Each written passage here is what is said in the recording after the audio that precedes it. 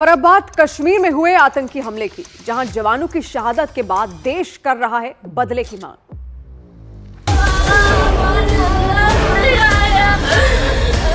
जब तक कोई रास्ता नहीं ढूंढा जाए इस मुसीबत से निकल ले। मैंने ये आज 30 साल से देख रहा और बेगुनाह मारे जाते हैं और हम पाकिस्तान का हिस्सा बनने वाले नहीं। आतंकवादियों को इनके गुनाहों की, इनके पापों की भारी कीमत चुकानी पड़ेगी।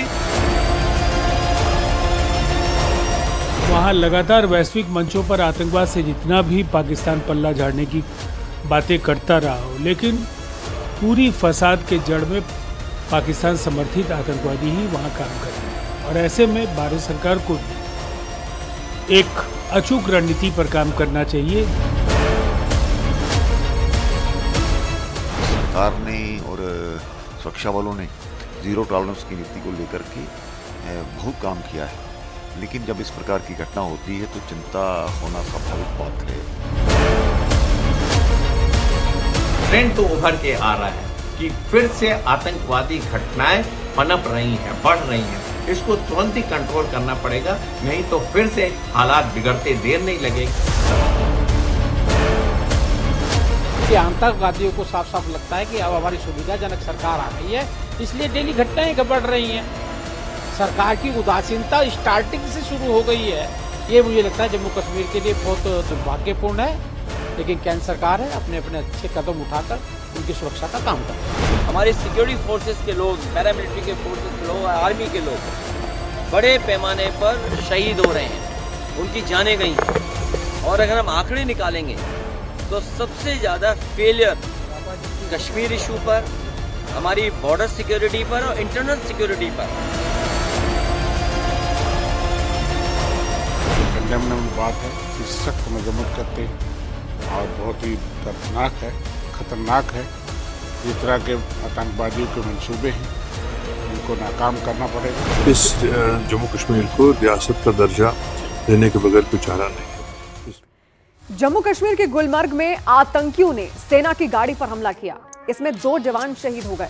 हमले में 2 पोर्टरों की भी जान चली गई। एक हफ्ते में आतंकी हमले की ये चौथी वारदात है। जम्मू कश्मीर में बिना किसी वारदात के शांति से चुनाव और फिर नई सरकार के गठन का क्या इन हमलों से कोई कनेक्शन है? इसको जानने से पहले आपको जानना जरूरी है कि आखिर कश्मीर में आतंकियों में इतनी बौखलाहट क्यों है। आखिर क्यों वो उनके निशाने सेना के जवानों के साथ गैर कश्मीरी हैं। दरअसल आतंकियों में घबराहट की पहली वजह है कि अनुच्छेद 370 को लेकर उन्होंने जो उम्मीदें पाल रखी थी वो अब खत्म हो गई हैं। कश्मीर में हो रहे तेजी से विकास के बीच 370 का मुद्दा पूरी तरह से खत्म हो गया और इसने आतंकियों के बड़े एजेंडे को नाकाम कर दिया है। दूसरी वजह, घाटी में अब आतंकियों को पहले की तरह खुलेआम राजनीतिक सपोर्ट मिलना बंद हो गया है और ऐसे में वो अपनी बौखलाहट हमलों के जरिए जाहिर कर रहे हैं। आतंकियों की बौखलाहट की तीसरी वजह कश्मीरी पंडितों का पुनर्वास है, जिसके लिए अब जम्मू कश्मीर की मौजूदा सरकार ने बड़ी पहल शुरू कर दी है। कश्मीर में पाकिस्तान का दखल और प्रभाव तेजी से घट रहा है। ऐसे में पाकिस्तान खुद बौखलाया हुआ है और उसकी ये बौखलाहट आतंकियों में साफ देखी जा सकती है। और 5वीं सबसे बड़ी वजह है कि लोगों में अब आतंकियों का खौफ खत्म हो रहा है। लोग बिना डरे कश्मीर के विकास में बढ़ चढ़कर हिस्सा ले रहे हैं और इसी डर को बनाने के लिए बौखलाए आतंकी गैर कश्मीरियों को निशाना बना रहे हैं। जम्मू कश्मीर में हाल ही में हुए विधानसभा चुनाव इस बात का सबसे बड़ा प्रमाण है कि लोग अब विकास चाहते हैं और यही वजह है कि इन चुनावों में लोग बड़ी संख्या में घरों से निकलकर मतदान केंद्रों तक पहुंचे और लोकतंत्र का झंडा बुलंद किया। लेकिन जम्मू कश्मीर में लोकतंत्र की इसी बहाली ने कई लोगों को परेशानी में डाल दिया है और इसमें पहले नंबर पर है पाकिस्तान, जो इस बात से डरा हुआ है कि लोकतंत्र की इस बहाली से कश्मीर का मुद्दा वो हमेशा के लिए खो देगा। दूसरे नंबर पर परेशान है अलगाववादी, जो लोकतंत्र की इस बहाली से कश्मीर के लोगों को गुमराह करने में कामयाब नहीं हो पा रहे हैं। और तीसरा नंबर है उन कुछ लोगों का जिनको इन चुनावों में जनता ने करारी शिकस्त दी है। ऐसे लोगों को कश्मीर में अपनी मौजूदगी दर्ज कराने में नाकाम रहने के बाद अब सियासी अस्तित्व के खत्म होने के लिए वो परेशान हैं। तो कुल मिलाकर परेशान बहुत लोग हैं और इसी बौखलाहट में वो जवानों से लेकर आम लोगों को निशाना बना रहे हैं। लेकिन अब वक्त है जवाब देने का। कश्मीर अपने जवानों की शहादत का बदला मांग रहा है। और सुरक्षा एजेंसियों ने इसके लिए पूरी ताकत लगा दी है।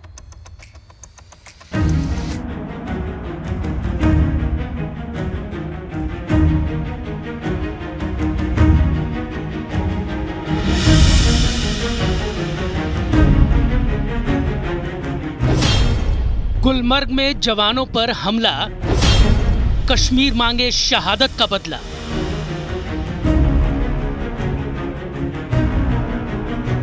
जम्मू कश्मीर में बारामूला के गुलमर्ग में आतंकियों ने सेना की गाड़ी पर हमला किया। इस आतंकी हमले में 2 जवान शहीद हो गए,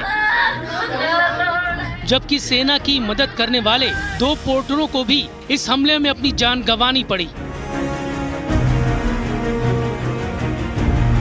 सेना के मुताबिक 24 अक्टूबर को शाम करीब 7 बजे आतंकियों ने बोटा पथरी में सेना की गाड़ी पर हमला किया।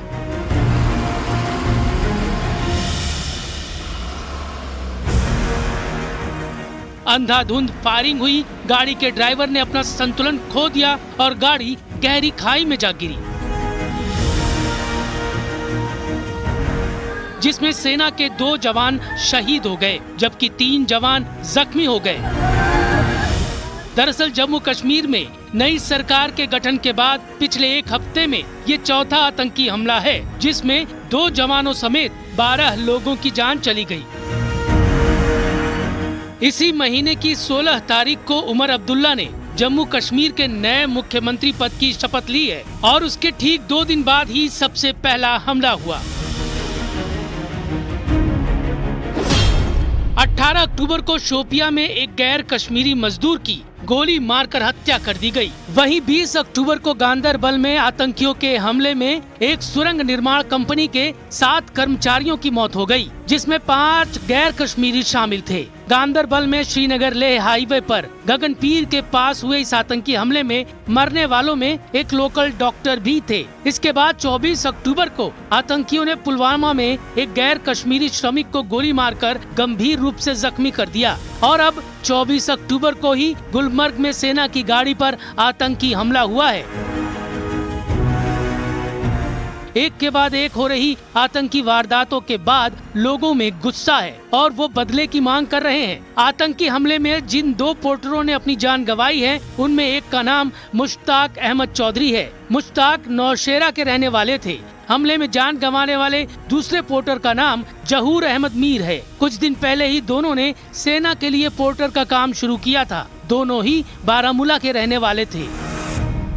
जब ये खबर हमने सुनी कि एक गरीब मुश्ताक अहमद चौधरी जो कि होंडी नौशेरा का रहने वाला है, इसकी मौत वाक़ा हो गई है, ये अफसोसनाक एक बात है, क्योंकि इसके घर में इसका वालिद है जो कि कैंसर पेशेंट है, इसकी माँ बुजुर्ग है और इसको 3 साल का बच्चा है। कहाँ जाएगा वो 3 साल का बच्चा कि अब तो हद हो गई। वही जानता है जिसके घर से उसका बेटा निकलता है, जो घर वीरान हो जाते हैं, वही इस चीज की पेन समझ सकता है। तो इस वक्त इसकी हालत क्या है? घर में कोई सोर्स ऑफ इनकम नहीं है, कुछ भी नहीं है। तो मैं हुकूमत को भी इसके साथ साथ ये कहना चाहूंगा कि जनाब इंसाफ की जरूरत है। इसका घर इस वक्त उजड़ गया है, घर में कोई सहारा बाकी नहीं रहा है। घाटी में 1 हफ्ते में हुए 4 हमलों में 3 बार आतंकियों ने गैर कश्मीरियों को निशाना बनाया है, जिसमें 6 लोगों की मौत हुई है। ऐसे में सवाल यह है कि आखिर आतंकियों के निशाने पर गैर कश्मीरी ही क्यों हैं और क्यों अचानक ये आतंकी हमले जम्मू रीजन से कश्मीर रीजन में शिफ्ट हो गए? तो इसका बड़ा जवाब है कि आतंकी अब अपने अस्तित्व की लड़ाई लड़ रहे हैं। वो जानते हैं कि जिस तरह कश्मीर में विकास हो रहा है, आने वाले कुछ दिनों और महीनों में वो घाटी से पूरी तरह से मिट जाएंगे और यही वजह है कि वो अपनी बौखलाहट ऐसे हमलों के जरिए दिखा रहे हैं। आतंकवादियों का एक अपना मोडस ऑपरेंडी होता है, वो कब कहां हमला करेंगे ये इनिशिएटिव उनके पास रहता है और वो आम नागरिकों में इस तरीके से घुले मिले रहते हैं कि उनको आइडेंटिफाई करना मुश्किल होता है। और स्पेशली जो स्लीपर सेल हैं, वो किसी भी घटना को कहीं भी अंजाम दे सकते हैं, प्रोवाइडेड उनके पास वेयरविदाल हो। अभी तक देखिए ये घटनाएं, आतंकवादी घटनाएं पुंछ राजौरी सेक्टर में हो रही थी, अब ये बढ़ के वैली में हो गया है। इसका सिर्फ एक ही मकसद है कि वैली को किसी भी तरीके से हमेशा से आतंकवादी घटनाओं में उलझा के रखना। वहां का एडमिनिस्ट्रेशन इसी में लगा रहा है जिससे कि वहां पे लोकल डेवलपमेंट ना हो पाए और सारे के सारे सिक्योरिटी फोर्सेस टेररिस्टों को पकड़ने में लगी रहे। दरअसल 370 हटने के बाद घाटी में जिस तरह से शांति कायम हुई और आतंकवादी घटनाएं कम हुई, उससे आतंकियों के आका भी बौखला गए। नई सरकार के गठन के बाद जिस तरह से आतंकवाद की घटनाएं बढ़ रही है, उससे साफ है कि आतंकवादी लोगों के मन में फिर से खौफ पैदा करना चाहते हैं। ऐसे में सुरक्षा बलों ने इलाकों में अपनी गश्त बढ़ा दी है और सर्च ऑपरेशन के जरिए आतंकियों की तलाश की जा रही है। लेकिन असली दिक्कत कुछ और है और वो है इन आतंकी हमलों का नया ट्रेंड। दरअसल आतंकियों के निशाने पर अब वो जगहें भी हैं जो कश्मीर में आने वाले पर्यटकों के लिए सबसे सुरक्षित मानी जाती हैं। गुलमर्ग और जेड मोड़ टनल पर हुआ हमला ऐसा ही हमला है। ऐसे में इस नई चुनौती से पार पाना सरकार और सुरक्षा बल दोनों के लिए एक बड़ी चुनौती है। जो यूटिलाइजेशन टेररिस्ट कर रहे हैं, देखिए ये एक ट्रांजिशन का पीरियड है। अभी तक यूनियन टेरिटरी के अंदर लेफ्टिनेंट गवर्नर साहब तमाम तरीके की शक्तियों के साथ तमाम तरीके के एडमिनिस्ट्रेटिव मशीनरी पे उनका कंट्रोल था। आज की डेट में ये कंट्रोल शिफ्ट होके उमर अब्दुल्ला के पास चला गया। लेकिन इस ट्रांजिशन पीरियड में देखिए, जब वहां के आर्म फोर्सेज, वहां के सिक्योरिटी फोर्सेज, वहां की पुलिस एक नए एडमिनिस्ट्रेशन के साथ काम करने में लगी हुई है, आतंकवादी घटनाएं बढ़ गई हैं। इसका मतलब यह है कि ये जितने आतंकवादी हैं वो पूरी तरीके से खत्म नहीं हुए थे, वो मेल्ट अवे कर गए थे, आम नागरिकों में मिल गए थे। और जब उनको लगा कि ये कंड्यूसिव टाइम है, इस समय पुलिस फोर्सेज या एडमिनिस्ट्रेशन ट्रांजिशन फेज में, तो उन्होंने अपने हमले तेज कर दिए। जाहिर है कश्मीर में हमलों की इन नई चुनौतियों से निपटने के लिए सुरक्षा बल को नए सिरे की रणनीति बनानी होगी। कुछ ऐसी ही रणनीति जो विधानसभा चुनाव के दौरान बनाई गई थी और पूरा विधानसभा चुनाव बिना किसी वारदात के शांति से पूरा हो गया। कश्मीर में जवानों की शहादत पर उपराज्यपाल मनोज सिन्हा और मुख्यमंत्री उमर अब्दुल्ला ने दुख जताया है और जल्द ही बलिदान का बदला लेने की बात कही है। हालांकि इन हमलों पर सियासी शोर भी होने लगा है। नेशनल कॉन्फ्रेंस ने इन हमलों के बाद एक बार फिर पूर्ण राज्य का मुद्दा उठाया तो बीजेपी ने प्रदेश सरकार पर सवाल उठाए हैं। हमलों की बात की सियासत में समाजवादी पार्टी ने भी बीजेपी पर हमला करने का मौका नहीं छोड़ा। जब तक कोई रास्ता नहीं ढूंढा जाए इस मुसीबत से निकलने का, मैंने ये आज 30 साल से देख रहा हूं और बेगुनाह मारे जाते हैं और हम पाकिस्तान का हिस्सा बनने वाले नहीं हैं। तो ये कर किस लिए रहे हैं? हमारे मुस्तकबिल को खराब करने के लिए, बर्बाद करने के लिए, हमारी गरीबी को और गरीब बनाने के लिए। कि आतंकवादियों को साफ साफ लगता है कि अब हमारी सुविधाजनक सरकार आ गई है, इसलिए डेली घटनाएं बढ़ रही हैं। सरकार की उदासीनता स्टार्टिंग से शुरू हो गई है। ये मुझे लगता है जम्मू कश्मीर के लिए बहुत दुर्भाग्यपूर्ण है। लेकिन केंद्र सरकार है अपने अपने अच्छे कदम उठाकर उनकी सुरक्षा का काम कर रही है।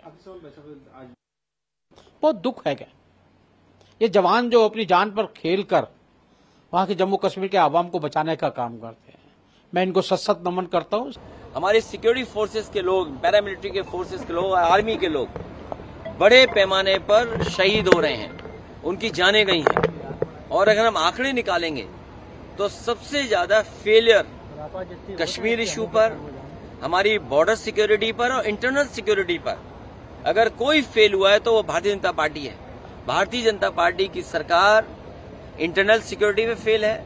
लगातार वैश्विक मंचों पर आतंकवाद से जितना भी पाकिस्तान पल्ला झाड़ने की बातें करता रहा हो, लेकिन पूरी फसाद के जड़ में पाकिस्तान समर्थित आतंकवादी ही वहां काम कर रहे हैं। और ऐसे में भारत सरकार को भी एक अचूक रणनीति पर काम करना चाहिए।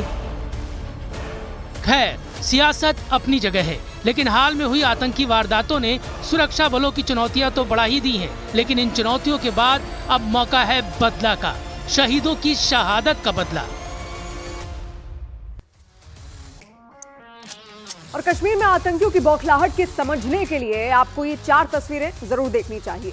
ये तस्वीरें आपको बताएंगी कि आतंकियों में बौखलाहट क्यों है। पाकिस्तान खिसियाया हुआ क्यों है? पहली तस्वीर इसी महीने की है जब पहली बार घाटी में इंटरनेशनल मैराथन का आयोजन हुआ। इस मैराथन में स्थानीय लोगों के साथ ही देश के अलग अलग हिस्सों से आए लोग और विदेशी भी शामिल हुए। जाहिर है ये तस्वीर आतंकियों को कितनी चुभी होगी।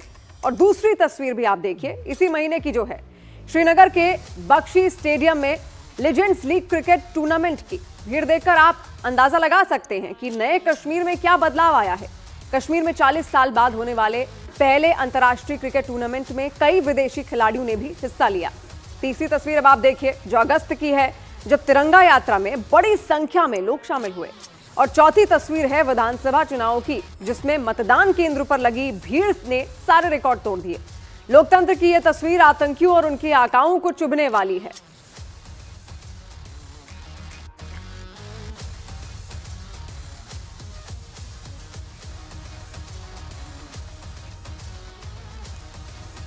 और अब बात